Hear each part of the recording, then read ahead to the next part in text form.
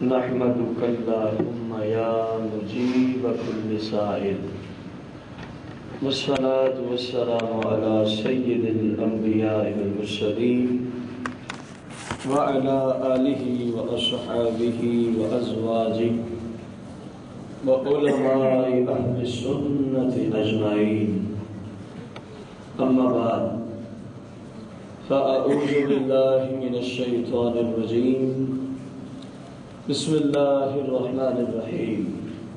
پڑھیے گا الصلاۃ والسلام علیک یا سیدی یا رسول اللہ، الصلاۃ والسلام علیک یا سیدی یا حبیب اللہ، الصلاۃ والسلام علیک یا سیدی یا شفیع المذنبین، الصلاۃ والسلام علیک یا سیدی یا رحمۃ للعالمین، الصلاۃ والسلام علیک یا سیدی یا جد الحسن والحسین، نویت سنت الاعتکاف، تلک الرسل فضلنا بعضهم علی بعض منهم من کلم اللہ ورفع بعضهم درجات وآتینا عیسی ابن مریم البینات وأیدناه بروح القدس ولو شاء الله ما اقتتل الذين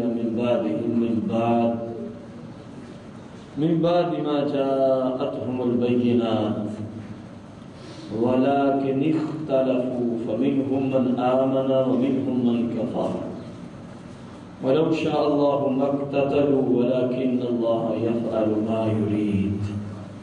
آمنت بالله صدق الله العظيم وصدق رسوله النبي الكريم. احباب عزیز وقار، ہمارا ہفتہ وار درس قرآن سورہ البقرہ شریف آیت نمبر 253 کی تلاوت کی گئی. اس کا شاید آیت مبارکہ کا جو پہلا جز بنتا ہے تلک الرسل فضلنا بعضهم علی بعض، اس پر آج ہمارا کلام ہوگا. انتہائی اہم ترین ایک مسئلے کا ذکر یہاں اللہ جل شانہ نے فرمایا ہے، جس کو سمجھنے کے لیے ہمیں 2-3 اور باتیں سمجھنا ضروری ہے. سب سے پہلی بات یہ ہے کہ مسلمانوں کا یہ عقیدہ ہے قرآن مجید فرقان حمید میں تعارض کسی جگہ بھی نہیں ہے.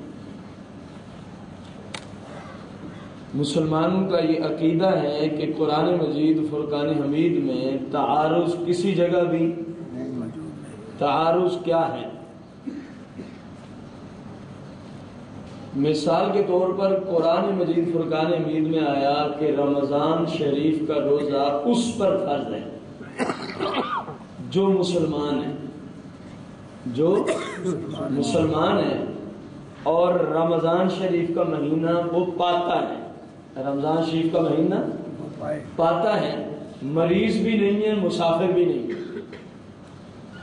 اب یہ مسئلہ ایک جگہ آ گیا. پورے قرآن میں کسی بھی جگہ اس کی ضد نہیں ملے گی مسلمان بھی ہو، رمضان کا مہینہ بھی پائے اور بندہ کہے قرآن میں ہے اس میں روزہ فرض ہی نہیں ہے رمضان کا. یہ اس کی ضد بنے گی، تعارض بنے گا. اسی طرح حج فرض ہے زندگی میں فقط ایک مرتبہ صاحب استطاعت پر، یہ قرآن کا فیصلہ ہے. اب پورے قرآن میں کسی جگہ یہ نہیں مل سکتا کہ مسلمان پر جو اربوں بتی ہے، حج کتنی بار فرض ہے اس کی زندگی میں؟ 2 بار فرض ہے. یہ بات کسی جگہ مل سکتی کیونکہ ایک جگہ کیا آ گیا کہ فقط ایک بار فرض ہے. تو آپ کو سمجھ آ گیا ہوگا کہ تعارض کا معنی یہ ہے جو ذکر کر دیا جائے کسی جگہ قرآن میں کسی مسئلے کو، پھر اس کے خلاف دوسری جگہ مسئلہ آتا نہیں. اور یہ بات بھی ذہن میں رکھیں، جو تعارض ہے جس کتاب میں بھی پایا جائے. تعارض قرآن میں کیوں نہیں؟ کم از کم دلیل بھی تو ہو. تعارض جس کتاب میں بھی پایا جائے گا اس کتاب کے مصنف کی جہالت کی علامت ہوگا. یہ یاد رکھیں. مثال کے طور پر کسی شخص نے ایک کتاب لکھی، ہم مثال دیں، کسی شخص نے، اور اس میں وہ لکھتا ہے کہ قائد اعظم محمد علی جناح یہ 1850 کو پیدا ہوئے. فرض کیا ہم نے، اپنی کتاب کے صفحہ نمبر 20 پہ لکھ گیا کہ قائد اعظم محمد علی جناح 1850 کو پیدا ہوئے، اور پھر آگے چل کے کہتا ہے جی قائد اعظم محمد علی جناح نے 1840 میں فلاں جگہ جلسہ کیا تھا. فلاں جگہ کیا کیا تھا؟ جلسہ کیا. تو اس کی اپنی کتاب میں کیا آ رہا ہے؟ تعارض آ رہا ہے کہ خود تو پیچھے کہہ کے آ رہا ہے کہ وہ پیدا ہی 1850 کو ہوا شخص، اور اگلے صفحوں پہ جا کے صفحہ 25 پہ جا کے تو لکھ رہا ہے کہ 1840 میں اس نے فلاں جگہ جلسہ کیا. تو اب پڑھنے والا کیا کہے گا؟ اس کتاب کا مصنف جاہل شخص ہے. اس کتاب کا مصنف کہ اس کو اتنا ہی پتا نہیں ہے کہ میں اس بندے کی تاریخ پہ دہش پیچھے 50 لکھ آیا ہوں 1800، اور آگے 1840 میں اس کا جلسہ کرنا ثابت کر رہا ہوں. جہالت کی علامت ہے کہ نہیں؟ قرآن میں تعارض کیوں نہیں ہے؟ کیونکہ یہ اللہ تبارک و تعالیٰ کا کلام ہے. اللہ جل شانہ کا کیا ہے؟ کلام ہے. اور اللہ جل شانہ ہر عیب سے پاک ہے. ہر عیب سے کیا ہے؟ کیونکہ قرآن خود کہتا ہے سبحان الذی اسری بعبدہ. سبحان، سبحان ہوتا ہی وہی ہے، یہ یاد رکھیں. سبحان ہوتا ہی وہی ہے جو ہر عیب سے منزہ ہو، جو ہر عیب سے کیا ہو؟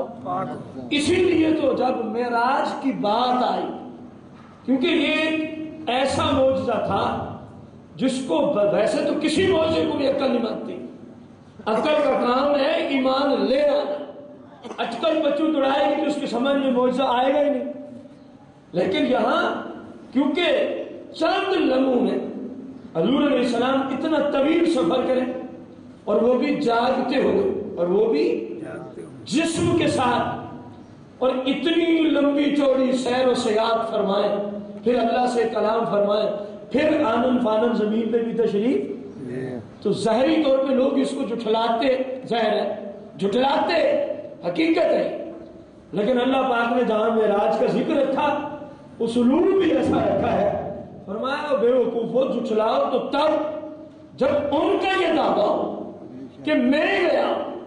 بلکہ قرآن تو یوں کہہ رہے سبحان، پاک ہے وہ ذات ہر عیب سے، اسری بعبدہ، جس نے اپنے خاص بندے کو راتوں رات سیر کرائی ہے، وہ ذات پاک ہے. جب وہ ہے ہر عیب سے پاک، تو اب سبحان نے معراج کرایا. کس نے معراج کرایا؟ حضور کا یہ دعویٰ نہیں تھا کہ میں خود گیا. حضور بھی یہی کہتے ہیں، یہی فرماتے ہیں کہ سبحان الذی اسری، مجھے جو معراج کرایا وہ سبحان نے کرایا ہے. قرآن نے اسلوب بھی ایسا رکھا ہے کہ سبحان ہوتا ہی وہی ہے جو ہر عیب سے. جب یہ ساری باتیں سمجھ میں آ گئی تو یہ بات بھی سمجھ میں آ گئی ہوگی کہ قرآن میں تعارض کہیں بھی نہیں ملتا. اب غور کرنا وہ اہم بات کی طرف نشاندہی کرتے ہوئے قرآن مجید فرقان حمید میں سورہ البقرہ شریف میں ہی، سورہ البقرہ شریف میں ہی آیت نمبر 253 میں یوں آیا کہ تلک الرسل فضلنا بعضهم علی بعض. یہ رسولوں کی جماعت ہے، ان میں سے فضلنا بعضهم علی بعض. اللہ فرما رہے فضلنا، میں نے فضیلت دی ہے بعض رسولوں کو بعض رسولوں پر، بعض رسولوں کو بعض رسولوں پر. یہ سورہ بقرہ آیت نمبر 253 میں یوں آیا تلک الرسل فضلنا بعضهم علی بعض، کہ اللہ فرما رہے ہیں میں نے بعض رسولوں کو بعض سے فضیلت والا بنایا ہے. بعض رسولوں کو بعض سے فضیلت والا بنایا. اسی سورہ میں سورہ البقرہ شریف میں آیت نمبر 285 میں اللہ جل شانہ فرماتا ہے لا نفرق بین احد من رسل. ہم رسولوں کی جماعت میں ایمان لانے میں کوئی فرق نہیں کرتے کہ یہ اس طبقے کا نبی ہے اور وہ اس طبقے کا نبی ہے. ہم اس بات میں فرق نہیں کرتے.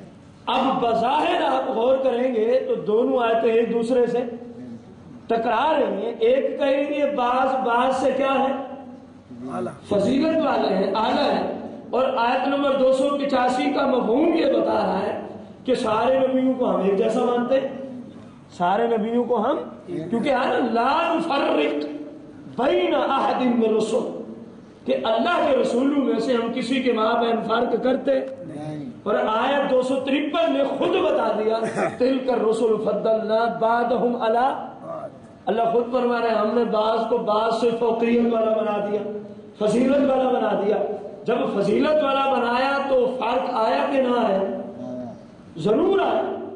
ایک آیت کہہ رہی ہے کوئی فرق, دوسری کہہ رہی ہے فرق. اب کیا کہیں گے معاذ اللہ کوئی تعارض آ گیا؟ وہ تو پہلے تمہید کی دنیا میں عرض کر چکے کہ قرآن میں تعارض کا قائل کافر ہے. گویا جس نے کہہ دیا قرآن میں تعارض ہے, معاذ اللہ اس نے رب پر جہالت کا فتویٰ بھی دے دیا ہوگا, ظاہر ہے, کیونکہ کلام جو رب کا ہے اور تعارض ہمیشہ جہالت کی طرف نشاندہی ہے.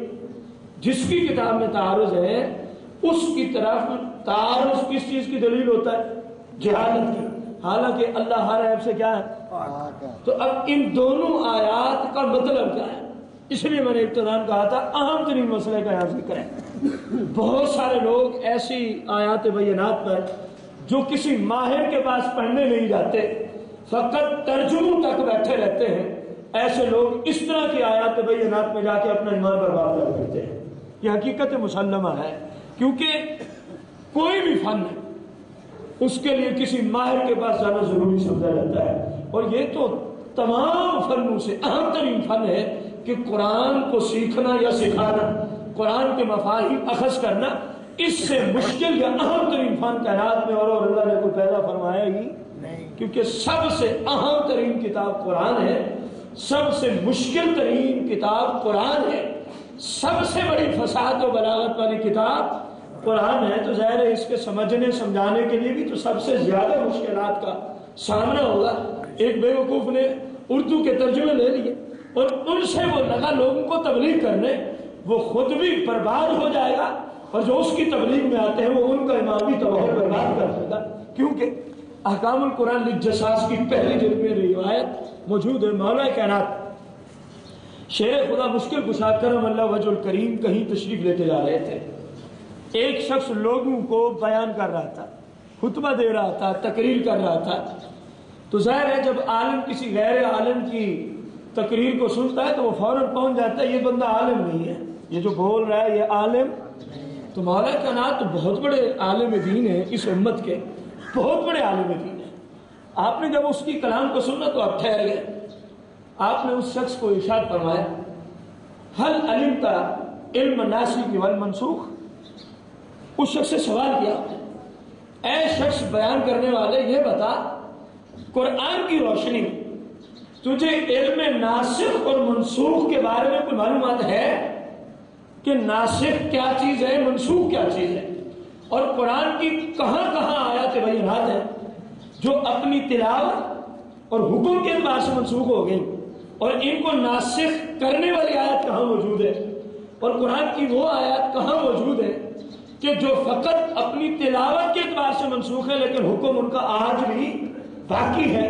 اور قرآن کی ایسی آیات بینات کے بارے میں کیا تجھے علم ہے کہ وہ کون کون سی آیات بینات ہیں کہ جن کا حکم منسوخ ہو چکا ہے لیکن تلاوت آج بھی قرآن میں کی جاتی ہے؟ تو شخص نے بتایا سامنے سے کیا جواب دیا, قرآن کے کئی علوم میں سے ایک علم پر مولا کائنات نے اس بندے سے سوال کیا جو لوگوں کو بیان کر رہا تھا. اس نے عرض کی کہ لا عالم علم ناسخ والمنسوخ، حضور والا میں قرآن کی روشنی میں ناسخ اور منسوخ کا علم رکھتا، بس مولا کائنات نے اب اس سے کلام کرنا چھوڑ دیا۔ جو اس کے سامعین تھے آپ ان کی طرف متوجہ ہوئے، فرمایا سن لو یہ خود بھی گمراہ ہے، جو لوگ اس کا بیان سننے آتے ہیں یہ ان کو بھی گمراہ کرتا ہے، لہذا اس بندے کا بیان تم نے سننا۔ غور کریں، جس کو قرآن مجید کے کئی علوم میں سے ایک علم ناسخ والمنسوخ کا علم نہیں تھا، تو مولا کائنات نے کتنی بڑی بات لوگوں کو بتائی کہ یہ خود بھی گمراہ ہے کیونکہ یہ جاہل ہے، لا علم ہے، اور جو لوگ اس کے بیان کو سننے آتے ہیں فرمایا یہ ان کو کیا کرتا ہے، کیونکہ لا علم بندہ۔ میں نے ابھی مثال پیش کی تھی، اس مثال پہ میں نے آپ کو دلیل پیش کر دی کہ فقط قرآن کے ترجمے لے کر ان کو پڑھ کے مبلغ بن جانا اور کہنے میں شیخ الحدیث بن گیا ہوں، میں شیخ القرآن بن گیا ہوں، یہ شیخ الشیطان تو بن سکتا ہے لیکن شیخ القرآن بن سکتا۔ اور اس طرح کی ہسٹری میں، پاکستان کی ہسٹری میں ایسے لوگ موجود تھے اور ہیں، اس طبقے کے بھی موجود تھے جن کو پھر شوق چڑھا کہ ہم خود ترجمہ قرآن کا کریں۔ ایسے جاہل طبقے کے لوگ پھر ان کو شوق چڑھا کہ ہم قرآن کا کیا کریں، ترجمہ کریں۔ میٹرک کا طالب علم ہو کر اتنی بڑی کتاب کو وہ ہاتھ ڈالنے چلا ہے، اس کی بیوقوفی ہے کہ نہیں ہے؟ کسی ماہر کے پاس نہ گیا، کسی جگہ سے قرآن و سنت کو سیکھنے نہ گیا، آپ کا ترجمہ لے لیا، اگلے کا لے لیا، اس کا لے لیا، پھر بیچ میں جو اپنی سمجھ میں آیا وہ اپنی طرف سے ڈال دیا۔ تو ایسے ترجمے پڑھنے سے بندہ گمراہ ہوگا کہ نہیں ہوگا؟ ایسے ترجمے بھی مارکیٹ میں موجود ہیں، یاد رکھیں۔ تو خیر، اب یہاں پر اصول واضح ہو گیا کہ ماہر شخص ہوگا تو قرآن و سنت کی روشنی میں صحیح دین سمجھا سکے گا، اور اگر وہ صحیح معنوں میں خود نہیں سیکھا تو ہمیں بھی سکھا سکتا، بلکہ مولا کائنات نے تو ایسے بندے کے لیکچر سننے سے ہی امت کو منع فرما دیا ہے۔ حضور علیہ السلام کا فرمان بھی ہے کہ میری امت پہ ایک ایسا زمانہ آنے والا ہے، مفہوم حدیث ہے، کہ ان کے جو رہبر و رہنما ہوں گے وہ خود جاہل ہوں گے۔ لوگوں کے جو پیشوا شریعت میں رہبر و رہنما بنیں گے وہ خود کیا ہوں گے، جاہل ہوں گے۔ فرمایا وہ خود بھی گمراہی پہ ڈٹے رہیں گے اور جو ان سے تعلق رکھیں گے وہ ان کو بھی گمراہ کر دیں گے، وہ ان کو بھی کیا کر دیں گے، گمراہ کر دیں گے۔ وجہ کیا ہے کہ جو شخص، یہ بات نہیں ہو رہی کہ میں یہ ہوں یا آپ یہ ہیں، اسلام کا اصول بیان کیا جا رہا ہے، جو بھی اصولوں پہ پورا اترتا ہے وہ تبلیغ کرے، اور جس کے پاس اصول نہیں ہے وہ لوگوں کو کم از کم گمراہ نہ کرے، کم از کم لوگوں کو گمراہ نہ کرے۔ ہاں، غیر عالم کے لیے آپ کہیں گے پھر تو کوئی بھی غیر عالم شخص بیان نہ کرے، لیکن کس طرح کرے؟ کسی مستند سنی عالم دین کی کتاب لکھی ہوئی کو لے، مین وان جو اس پہ لکھا ہوا وہ پڑھ کے لوگوں کو سنا دے، وہ پڑھ کے لوگوں کو، اس کی فقہاء اسلام نے اجازت دی۔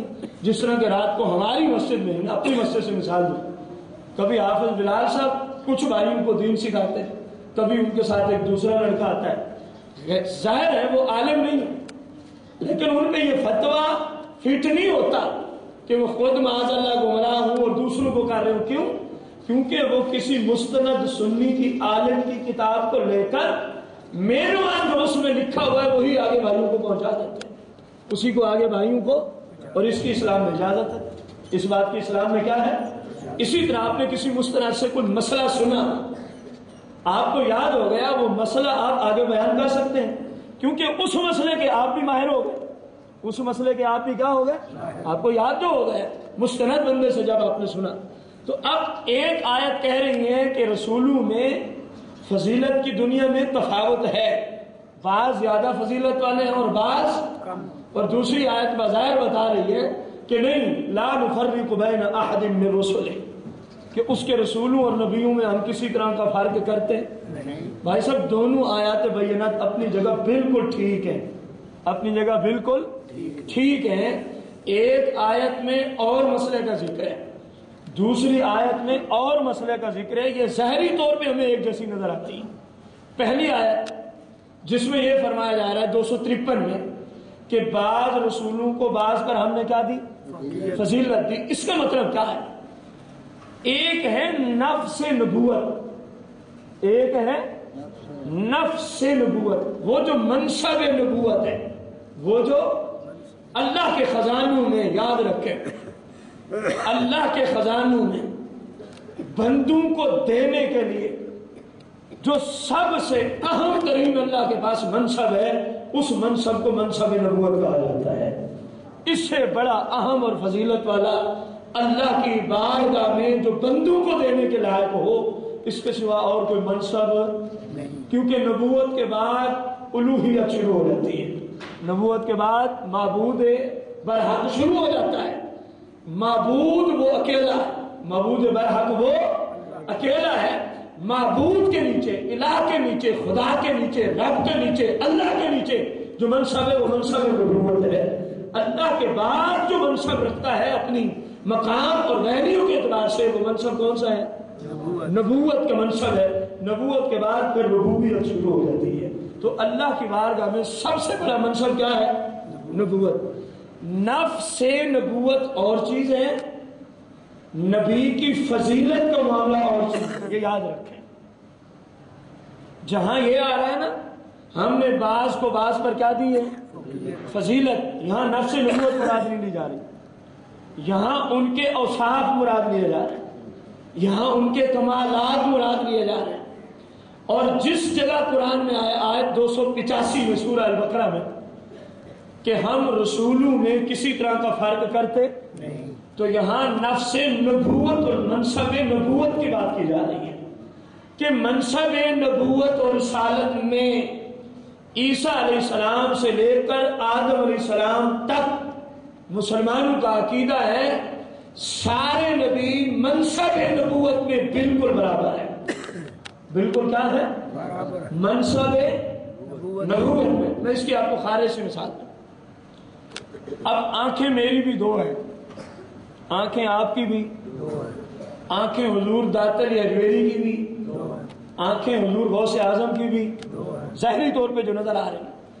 اب دو آنکھیں ہونے میں جس طرح میرے چہرے پہ دو آنکھیں ہیں، آپ کے چہرے پہ بھی اسی طرح حضور داتر اجمیری کے چہرے پہ بھی، چہرے کی آنکھوں کی بات کر رہا ہوں، اسی طرح حضور غوث اعظم کے چہرے کی آنکھیں بھی، آنکھیں ہونے میں کہ دو ہیں، اس طرح تو آپ کہہ سکتے ہیں کہ میرے چہرے پہ بھی دو آنکھیں ہیں اور حضور غوث اعظم کے چہرے پہ بھی۔ نفس عین میں، نفس آنکھ میں تو آپ کہہ سکتے ہیں، لیکن جب کوئی آپ سے پوچھے کہ میری آنکھ کی طاقت اور آپ کی آنکھ کی طاقت اور حضور غوث اعظم کی آنکھ کی طاقت کیا ایک جیسی ہے، تو جواب کیا ملے گا؟ کروڑوں درجوں کا تفاوت ہے، کروڑوں درجوں کا۔ بس منصب نبوت کو پہلے درجے میں لے لیں، جو دو آنکھوں والی بات میں نے عرض کی کہ سارے نبیوں کو ہم نبی ہی مانتے ہیں، کسی کو خدا نہیں مانتے، کسی کو خدا۔ حضرت آدم علیہ السلام سے لے کر آقا کریم تک سارے نفس نبوت میں برابر ہیں کہ سب کو منصب نبوت دیا گیا، سب کو منصب نبوت۔ آگے ہے کمالات کی بات، آگے ہے ان کے معجزات کی بات، آگے ہے ان کے فضیلتوں کی بات۔ تو جہاں تعلق ہے نفس نبوت کا، اس کو ذکر کر رہی ہے سورہ بقرہ کی آیت نمبر 285۔ الحمدللہ ہمارا یہی عقیدہ ہے کہ نفس نبوت میں ہم کسی نبی کو کسی سے منصب نبوت میں نہ بڑھاتے ہیں نہ گھٹاتے ہیں، سارے منصب نبوت میں کیا ہے؟ برابر ہے۔ آیت 285 کے اندر ہو گیا، اور ہم کہتے ہیں مصطفیٰ کریم آقا جیسا پورے باغ رسالت میں، پورے چمنستان نبوت میں، فضیلت و کمالات کی دنیا میں آقا جیسا کوئی نبی ہم نے بنایا نہیں ہے۔ اس کو سورہ بقرہ کی آیت نمبر 253 ذکر کر رہی ہے، تلک الرسل فضلنا بعضهم علی بعض۔ ادھر اور مسئلہ ہے، ادھر اور مسئلہ ہے۔ جب مسئلے ہی جدا گانا ہے تو پھر قرآن میں تعارض آئے گا؟ کبھی بھی نہیں آئے گا۔ دونوں جگہ ایک مسئلہ ہوتا تو تعارض کی بات کی جاتی، وہاں منصب نبوت کی بات، یہاں نبی علیہ السلام کی اپنی فضیلتوں اور ان کے کمالات کی بات ہے۔ اور الحمدللہ اہل سنت جہاں قرآن میں نفس نبوت آیا یہ اس کو اسی طرح مانتے ہیں کہ ہم نبوت ایسے نبوت کہ آدم بھی نبی ہیں اور حضور علیہ السلام بھی منصب نبوت میں سارے برابر ہیں. سارے کیا ہیں؟ برابر. اور جہاں یہ آیا اللہ خود فرما رہا ہے بعض کو بعض پر ہم نے کیا عطا کی؟ اہل سنت الحمدللہ اس کے بھی قائل، اس کے بھی آخری بات اسی بات پر دلیل ہے. ہم قائل کیوں ہیں اس بات کی کہ حضور علیہ السلام، کوئی کہہ سکتا ہے نا آپ کے پاس کیا دلیل ہے؟ اللہ نے تو فقط فرمایا ہے کہ ہم نے بعض کو بعض پر کیا دی؟ فضیلت دی. آپ کے پاس کون سی دلیل ہے کہ حضور علیہ السلام ہی سب سے بڑے فضیلت والے ہیں؟ کوئی آ سکتا ہے کہ جی موسیٰ علیہ السلام سب سے زیادہ فضیلت والے، سب سے زیادہ فضیلت والے. جس طرح مدینہ منورہ میں حضور علیہ السلام موجود تھے، ایک یہودی عورت اور ایک مسلمہ عورت میں اس بات پر بات چڑھ گئی کہ یہودی عورت نے کہا کہ آپ لوگوں کے نبی سے ہمارا نبی بڑا سخی تھا موسیٰ علیہ السلام، اور مسلمان عورت نے کہا نہیں، موسیٰ علیہ السلام سے آقا کریم بڑے سخاوت کرنے والے ہیں. اس یہودی عورت نے کہا اگر تیرا دعویٰ سچا ہے نا تو پھر اپنی بچی کو بھیج حضور علیہ السلام کی بارگاہ اور حضور کو یوں کہیں کہ یا رسول اللہ اس وقت جو آپ نے کرتا پہن رکھا ہے یہی کرتا ہمیں عطا کرنا.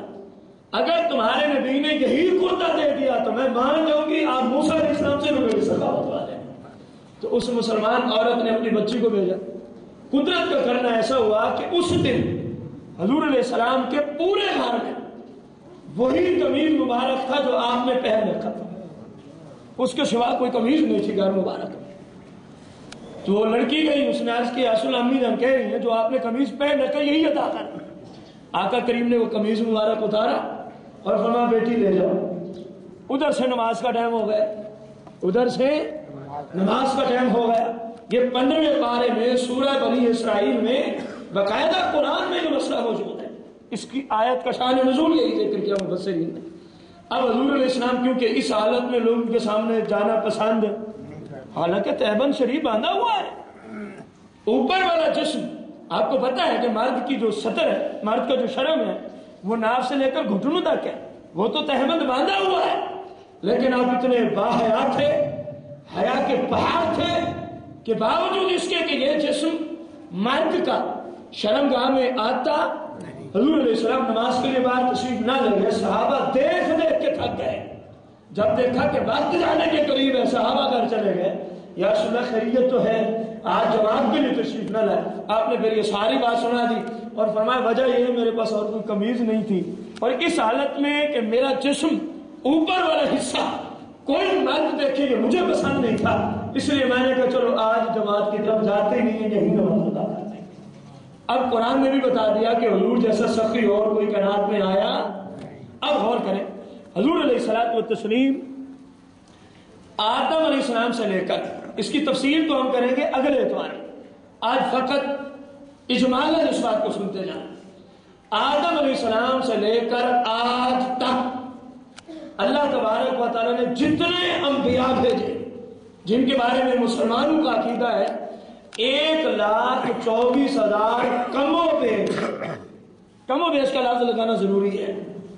1,24,000 آدم سے عیسیٰ علیہ السلام تک جتنے نبی آئے، جتنے رسول آئے، ان ساروں کو رب نے جتنی فضیلتیں دی ہیں، سارے نبیوں کو رب نے حضور علیہ السلام کو سائڈ کرے جتنی فضیلتیں دی، جتنے کمالات دیے، جتنے معجزات دیے، وہ سارے کے سارے معجزات اکیلے مصطفیٰ کریم رب نے جمع فرما دیے ہیں. اور کئی معجزات ایسے ہیں جو سارے نبیوں کو ملا ڈالے، ان ساروں کے پاس کو معجزے نہیں ہیں.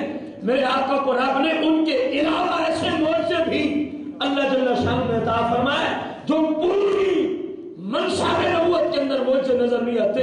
اللہ نے محبوب کو ایسے معجزے بھی عطا فرما رکھے. باقاعدہ حدیث مبارکہ میں آیا جس کو آپ اگلے اتوار سماعت فرما سکیں گے کہ آخر وہ کون کون سے معجزے ہیں جو پیچھے نہیں تھے اور مصطفیٰ کریم کو اللہ تبارک و تعالیٰ نے عطا فرمائے تھے یہ اس بات میں مسلمانوں کے پاس دلیل ہے کہ سارے نبیوں سے افضل ترین نبی آقا کریم رؤوف رحیم علیہ الصلوۃ والتسلیم ہے کہ سارے نبیوں کو جو کچھ کمالات ملے وہ سارے آپ کو دے دیے گئے، لیکن ان کے علاوہ بھی کچھ ایسے کمالات ہیں جو پیچھے کسی نبی کو اللہ نے عطا نہیں کیے۔ اس کا ذکر انشاءاللہ اگلے اتوار آئے گا۔